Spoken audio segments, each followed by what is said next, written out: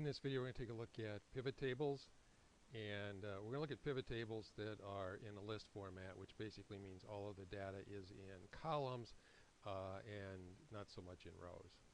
And we'll look at, I call that table format for a pivot table, and we'll look at that in another video later. So pivot tables are one of the coolest features in Excel, but they only make sense if you have repeating values, because then you can summarize based on those values. So this data is ideal for a pivot table. In column 1, I've got Brazilian and Turkish and French coffee repeating over and over again. In column B, I've got the months January through June repeating over and over and over again. And in column C, I've got the 4 regions, North, South, East, and West, repeating over and over again. The only place that doesn't have repeating values is the revenue data. So I can summarize the revenue based on product, month, region, or any combination of those. And one of the neat things about a pivot table is it is very easy to create a pivot table. All you have to do is go to the Insert tab, and it kind of seems to me like this ought to be on the Data tab, but it's not. It's on the Insert tab, and the very first button here is called Pivot Table. Click on Pivot Table. And the easy way is to start out with your cursor in the data someplace, because if you do, and you notice this is not part of the data. The column headings are where the data begins, and then everything under those column headings. If you start out with the cursor in the data, this is just like sorting and filtering. It will figure out where your data is for you, and you don't have to do anything at all. So if you start out with the cursor in the data, this will be correct by default. And normally, we're going to put them on a new worksheet rather than on the same worksheet. And that just keeps this worksheet from getting so cluttered. So let's click on OK, and it's going to put in a new worksheet for us. We've got something kind of funny looking over here. We've got pivot table tools up here on the top. There's an Analyze tab, and there's a Design tab. And over here on the right, I've got some stuff. If I make this just a little bit wider, we can see, and it says Pivot Table Fields. And I've got a list of all 4 columns here. And then we've got some boxes down here that we'll be taking a look at in a few minutes. So let's say that I want to know what my total revenue was by product. If I know that when I finish my table, I want to have the product listed in the first column, and in the second column I want to have the total revenue for that product, basically that's all I need to know. So product and then revenue. Now notice when I clicked here, my stuff disappeared.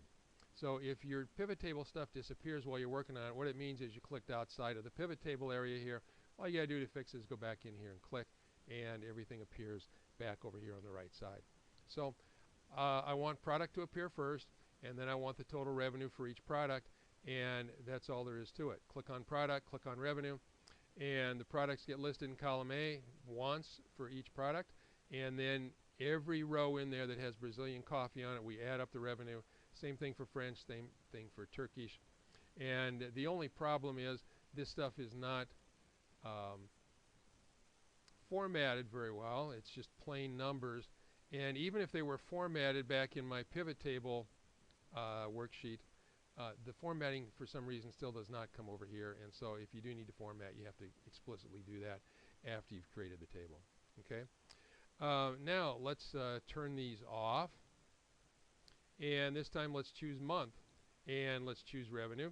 And notice down here at the bottom, these boxes are filling up when I check on things. Month goes over here, and revenue goes over here. The reason for that is any field that is non-numeric automatically goes here in the rows box. Any field that's numeric, like revenue, automatically goes over here. And what Excel always wants to do is it wants to add those numbers up. So there are 6 distinct values for month, January through June. And so it goes to every row that has January on it for the month, and it adds up the revenue and puts the answer right here. And it puts a grand total down at the bottom. Okay. So far it's pretty easy. Let's turn these 2 things off. This time let's turn on region, turn on revenue. Region is text, so it goes in the rows box down here. Revenue is still a number, so it goes in the values box over here. And that's what my chart is going to look like. I'm going to have the regions first, then I'm going to have the sum of the revenue over here in column B. So all of those are pretty straightforward. You click on what you want here for your row headings. These are repeated values, and then you click on a number value and it will summarize that number value for you. Okay, now let's make it a little more interesting. Let's click on product first and we get all three of our products. Then let's click on month. And then let's click on revenue. Okay, and now what we get is we get every product listed, and it's actually listed twice here. It's a little confusing. It's listed on the top and on the bottom. And it gives me the Brazilian coffee broken down by month and then a total for Brazilian coffee at the bottom. And then French coffee broken down by month and a total for it. And the same thing with Turkish coffee and value for it, and then a grand total for everything. So here's the value for Turkish coffee, and here is the grand total. If you want to make it even more interesting, let's click on region here. And now it's getting a little bit complicated, maybe a little bit too detailed, but since we clicked on product first, product will appear first. And then we clicked on month, so month will appear, and then we clicked on region. So for Brazilian coffee in January, these are the values in the 4 regions, and this is my January total. Same thing for February, March, April, May, June. And then after my June total, I get the sum for the Brazilian coffee. And the order that this stuff appears in over here, you know, first the product, then the month, and then the region, is determined by the order in which I clicked on them over here. So I'm going to turn all this stuff off, and this time I'm going to click on region first, and then month, and then product, and then finally revenue. There's no point in doing all this if you don't click on a number field somewhere along the way. And now it has the exact same data, same numbers, but they're presented differently. So if you want to emphasize the region first, and then within each region by month, and then within each region or within each month by the sum of the revenue, that would be the order that you do it. So you've got a number of options here.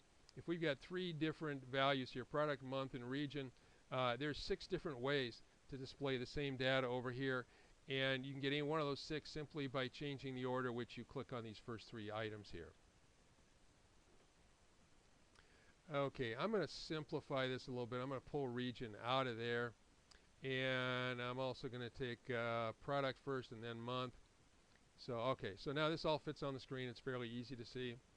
And let's take a look at some other things you might want to do here. You might want to sort the data. You might want to know which month was your best month for each one of these. And sorting is pretty easy to do. If I want to sort by month, so I've got the best month at the top and the worst one at the bottom, I just go here and I right click and I choose sort, and I want largest to smallest, and it immediately sorts not just Brazilian, but it does all of the different products. And so June, February, and May were the best ones, and then June, February, and May for Brazilian also, and then May, March, and April were the best months for Turkish coffee. So it's real easy to sort, and because I was on one of these numbers here next to a month, it sorts all the months. Now if I'm on a number here like this one that's next to the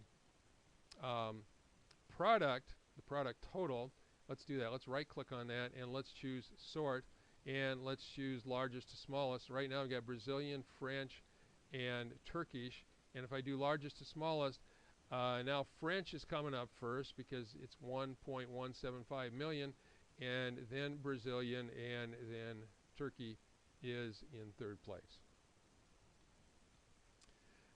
You can also, if you don't want to see all of these, let's say you just want to see the top 3 months for each region, you can hide some of this stuff. You can also just hide some of the products here if you want to. There's this little minus sign here. If you click on a minus, it will hide the details. So you might just want to do, you know, something like this, and then if you want to drill down, you can click on the plus sign next to it, and it goes back to showing you all of the data. We can also filter the data. So let's say we want the top 3. So I just want these to be displayed, and I don't care about this stuff. I just want to see the top 3. Okay. So the top 3 is going to be top 3 numbers here. You would think that you would click or right click on these numbers, but this is something that I think is not intuitive for pivot tables. You don't click on this number. Instead you right click on the month over here, and we want to apply a filter, and we want to use the top 10 filter, and top 10 is a generic term. Obviously, we've only got 6 months, so everybody's going to be in the top 10. But I want the top 3, so just bounce on the down arrow here until you get 3. And we're probably not going to mess with this stuff over here. We'll just leave that as the defaults. And click on OK. And now what it's showing me is the top 3 months for each product in descending order based on the sum of the revenue. Okay, so you can do a lot with a pivot table. Click on the data over here. It will appear down here. We'll talk a little bit more about that later on. And it's real easy to summarize, and it's real easy to turn these fields on and off. So if you ever need to summarize data and there are repeating values in any of the columns, think about using a pivot table. It's very easy to do, and you can do it with just a couple of clicks of the mouse. In the next video, we'll take a look at pivot tables that are actually organized in a table format with rows and columns instead of everything being in a long, tall list.